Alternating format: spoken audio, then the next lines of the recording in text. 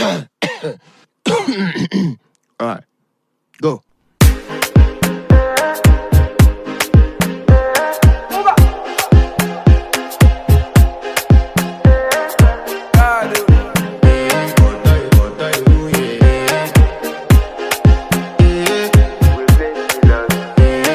To flex my love, I want to impress, and I want to carry my love away to a place she loves. I'm a man, I want to impress, and I want to carry my love away to a place she loves.